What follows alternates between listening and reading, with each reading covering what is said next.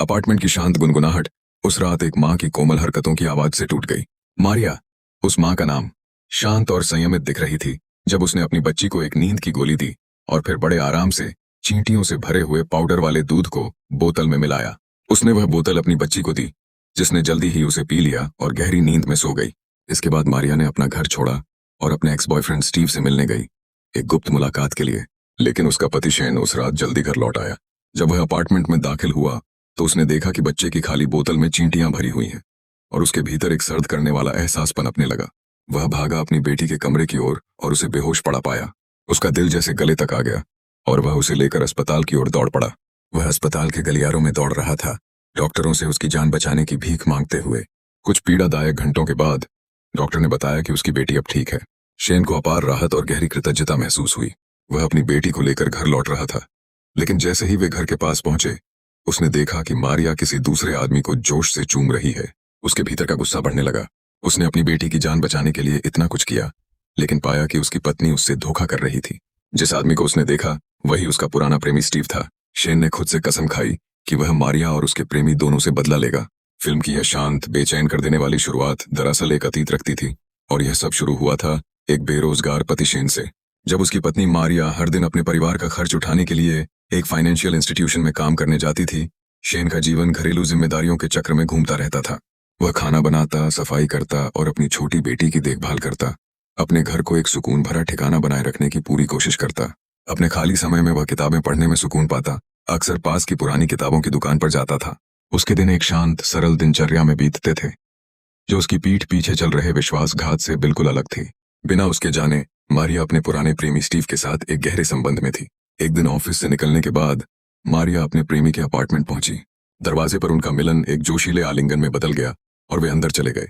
जब वे अपने प्रेम में खोए हुए थे तब शेन एक अलग ही दुनिया में था। वह एक रोमांस नॉवेल में डूबा हुआ था। वह किताब खत्म करने के बाद अपनी बेटी को डेकेयर से लेने गया। लिफ्ट में उसकी मुलाकात एक पुरानी दोस्त हन्ना से हुई, जो हाल ही में उसी अपार्टमेंट बिल्डिंग में रहने आई थी। शेन ने उसके सामान में मदद की और बदले में उसने अपना फोन नंबर दे दिया। जब शेन घर पहुंचा तो उसकी बेटी रोने लगी, लेकिन मारिया अभी तक घर नहीं लौटी थी। शेन ने उसके लिए बोतल तैयार करने की कोशिश की, लेकिन डर से कांप उठा जब उसने देखा कि पाउडर वाला दूध चींटियों से भरा हुआ था। उसने तुरंत उसे फेंक दिया और नया दूध तैयार किया। उसी समय मारिया और स्टीव अभी भी अपने अवैध संबंध में खोए हुए थे। वे अपनी यादों की एक एल्बम के लिए एक दूसरे की तस्वीरें ले रहे थे। जब मारिया ने तस्वीरें देखीं तो उसे अपने पुराने एंगेजमेंट रिंग की याद आई। उसने वह अंगूठी पहनी। वह अभी भी उसे बिल्कुल फिट आ रही थी, जिससे स्टीव मुस्कुराया। उसने मारिया को अपने अपार्टमेंट की डुप्लीकेट चाबी दी और उसे घर छोड़ते समय बिना कुछ कहे यह इशारा किया कि वह जब चाहे वहां आ सकती है। उस रात शेन अपनी बच्ची के रोने की आवाज से जाग गया। मारिया घर पर थी, लेकिन वह बाथरूम में सिगरेट पी रही थी। शेन अपनी बच्ची को शांत कर रहा था, जबकि मारिया अपने ख्यालों में खोई हुई थी। अगली सुबह वह एक प्यार करने वाली माँ का अभिनय कर रही थी, लेकिन उसकी आवाज भारी और कर्कश थी। शेन को शक हुआ और उसने पूछा कि वह रात कहाँ थी। मारिया ने झूठ कहा कि वह दोस्तों के साथ थी, लेकिन शेन नहीं जानता था कि उसकी भारी आवाज गाने से नहीं बल्कि आनंद की चीखों से आई थी। उस सुबह बेटी को डे केयर छोड़ने के बाद शेन ने अपनी नौकरी की तलाश जारी रखी। हर आवेदन का जवाब इनकार में आता और हर गुजरते दिन के साथ उसका हौसला टूटता जा रहा था। थका हुआ वह पुरानी किताबों की दुकान में चला जाता, जहां उसे थोड़ी शांति मिलती थी। उसके दिन अब एक रास्ता में बदल गए थे, काम ढूंढना, घर के काम और किताबें पढ़ना। जब शेन अपने कामों में व्यस्त था, उसकी पत्नी मारिया शॉपिंग मॉल में थी, जहां वह अपने प्रेमी स्टीव के लिए कपड़े खरीद रही थी, न कि अपने पति के लिए। वह स्टीव से मिलने वाली थी, लेकिन आखिरी वक्त पर डर गई, क्योंकि वह देर नहीं करना चाहती थी और अपने पति के शक का कारण नहीं बनना चाहती थी। वह मॉल से निकल गई और स्टीव देर रात तक उसका इंतजार करता रहा। जब मारिया घर पहुंची तो फोन बजा। शेन ने फोन उठाया, लेकिन दूसरी तरफ कोई आवाज नहीं आई, तो उसने कॉल काट दी, यह जाने बिना कि वह कॉल स्टीव की थी, जो पूरे दिन मारिया का इंतजार करने के बाद बेचैन था। थोड़ी देर बाद फोन फिर बजा, लेकिन इस बार शेन ने फोन उठाया और कुछ नहीं कहा, क्योंकि वह टीवी शो देखने में व्यस्त था। दूसरी ओर स्टीव ने भी कुछ नहीं कहा, क्योंकि उसे डर था कि कॉल मारिया का पति उठा चुका है। मारिया ने उसे आराम से बैठा देखा तो गुस्सा हो गई। वह उस पर बरस पड़ी, कहने लगी कि वह अपने ऑफिस की एक कॉल का इंतजार कर रही थी और उसे हक नहीं है आराम करने का, जब उनकी बच्ची रो रही है। उसके शब्द शेन के गर्व को चीरते हुए तीरों जैसे लगे। वह लगातार कहती रही कि उसने परिवार के लिए कुछ नहीं किया और एक पति और इंसान के तौर पर वह नाकाम साबित हुआ है। उसके गुस्से के बाद शेन बाहर कार साफ करने चला गया। वह कार के फर्श को जोर जोर से रगड़कर अपना गुस्सा निकाल रहा था। तभी उसे टोल बूथ की रसीद मिली। उसके भीतर एक अजीब डर पैदा हुआ। उसे याद था कि उनके वित्तीय रिकॉर्ड में ऐसा कोई खर्च नहीं था। उसके मन में शक का बीज अंकुरित होने लगा।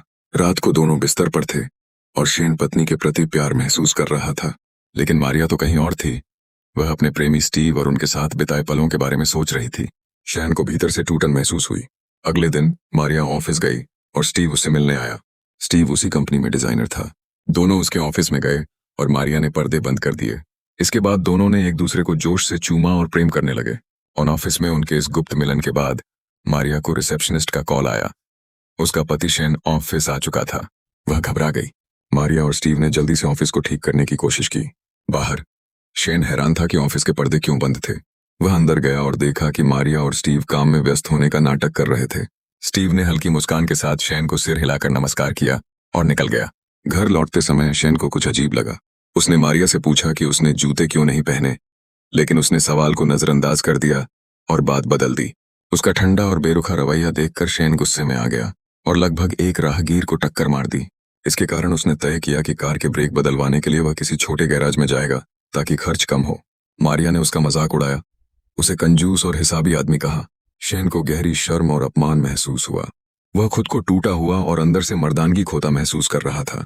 उसने उसे अपार्टमेंट पर छोड़ा, फिर खुद बुक स्टोर चला गया नौकरी खोजने से जुड़ी कुछ किताबें लेने। शेन के जाते ही मारिया ने टैक्सी ली और सीधे स्टीव के अपार्टमेंट पहुंची। ऑफिस में हुआ मिलन उसके लिए काफी नहीं था, वह और चाहती थी। स्टीव ने देखा कि उसने उनकी पुरानी एंगेजमेंट रिंग पहन रखी है और उसकी आंखें चमक उठी। वह प्यार में डूब गया और दोनों फिर से उसके कमरे में चले गए। उसी समय शेन को अपनी पत्नी की कार की चाबियों से जुड़ी एक अजीब चाबी मिली, वही चाबी जो स्टीव ने मारिया को दी थी। अब शेन के शक को पक्कापन मिलने लगा। वह घर लौटा तो मारिया वहां नहीं थी। उसने खुद को संभालने की कोशिश की। वह अब भी खुद को समझा रहा था कि उसकी पत्नी उससे प्यार करती है। उसने सकारात्मक सोचने की कोशिश की। सोचा कि अगर उसे नौकरी मिल जाए तो शायद उसकी पत्नी फिर से उसे सम्मान देगी, लेकिन चाहे जितनी कोशिश करे, अंदर की आवाज कह रही थी कुछ गड़बड़ है। वह वापस कार में गया और जांच शुरू की। उसे फिर वही टोल बूथ की रसीद, अजीब चाबी और ऑडोमीटर का असामान्य रीडिंग मिली। अब वह समझ गया कि वह धोखा खा रहा था। मीटर पर दिखाई गई दूरी उनके खर्चों से मेल नहीं खाती थी। मतलब उसकी पत्नी लंबी ड्राइव पर किसी और के साथ जाती थी। धीरे धीरे डर ने शक का रूप ले लिया। अगली सुबह जब मारिया और स्टीव ऑफिस में थे, शेन बस पकड़कर उस पते पर गया जो उसे उस रहस्यमयी चाबी पर मिला था। वह बहुत बेचैन था। उसकी यात्रा एक चुप और पीड़ादायक सफर थी। वह मन ही मन प्रार्थना कर रहा था कि उसका शक गलत निकले। लेकिन जब उसने उस चाबी को देखा तो उस पर एक अपार्टमेंट बिल्डिंग का लोगो और रूम नंबर छपा था। वह उस बिल्डिंग तक पहुंचा और अपार्टमेंट के दरवाजे के पास गया। उसने चाबी ताले में लगाई और जैसे ही वह घूमी, उसका दिल डूब गया। उसे लगा जैसे उसकी पूरी दुनिया उसकी आंखों के सामने ढह गई हो। वह धीरे धीरे अंदर गया और चारों ओर देखा। बिस्तर अभी तक बिखरा हुआ था और फर्श पर टिश्यू पेपर बिखरे पड़े थे। अब उसे पूरा यकीन हो गया। उसका संदेह सही था।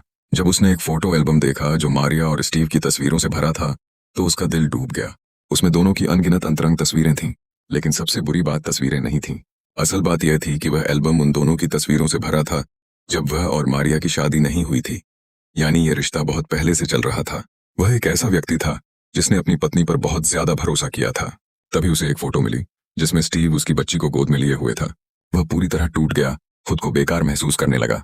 उसे लगा जैसे वह पति और इंसान दोनों के रूप में असफल रहा है, क्योंकि वह अपने परिवार का भरण पोषण नहीं कर सका। शेन घर लौटा और अपनी पत्नी को वहां पाया, लेकिन वह उससे बात नहीं कर सका। वह बस उसे चुपचाप देखता रहा। जब मारिया ने बात करने की कोशिश की तो उसने बस इतना पूछा कि क्या वह अपने जीवन से खुश है। मारिया ने उसे अनदेखा किया और खाने को कहा। निराशा में डूबा शेन अपनी बेटी के कमरे में गया और उसका हाथ पकड़ लिया। वही उसकी एकमात्र शांति थी। अगले दिन शेन फिर से सेकंड हैंड बुक स्टोर गया, लेकिन इस बार वह रोमांस नहीं बल्कि सच जानने के लिए गया था।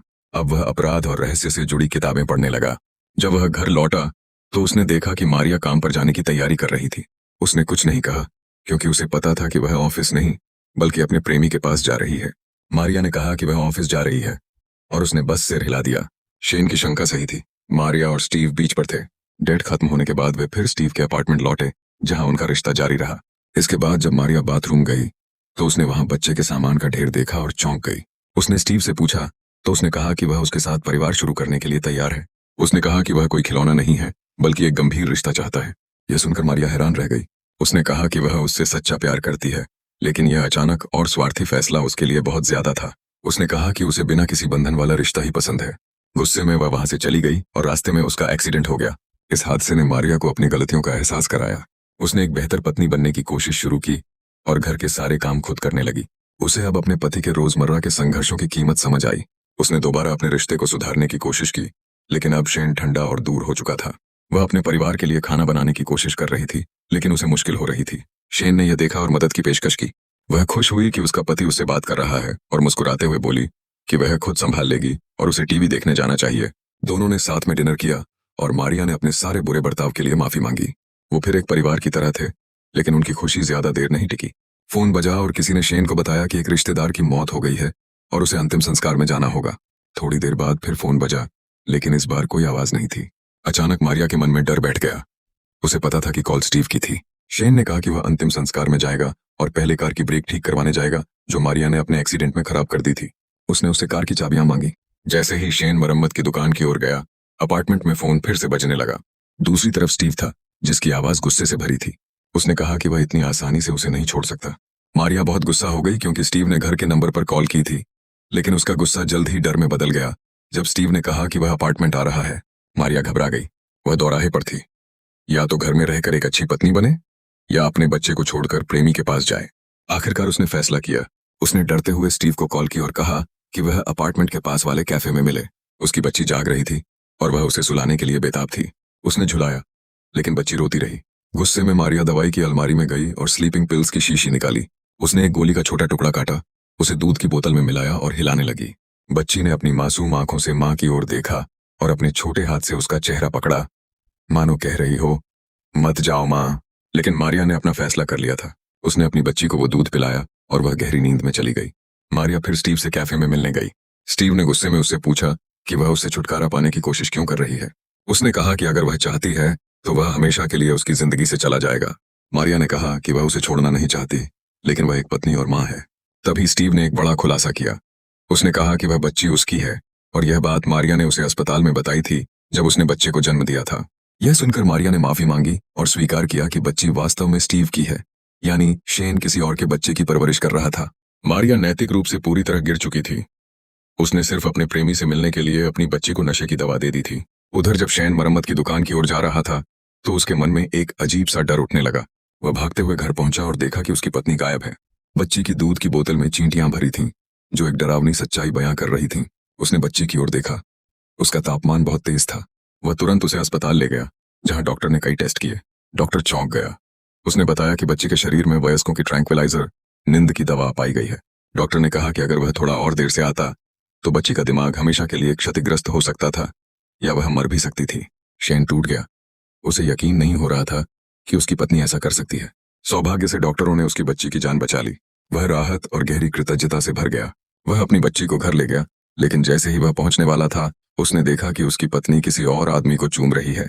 वह स्टीव था। उसके भीतर आग जल उठी, लेकिन उसने खुद को रोका। वह अभी भी अपने परिवार को बचाने की कोशिश कर रहा था। पर जब वह अपार्टमेंट लौटा और दरवाजा खोला, उसका सबसे बड़ा डर सच हो गया। उसने अपनी पत्नी को स्टीव के साथ देखा।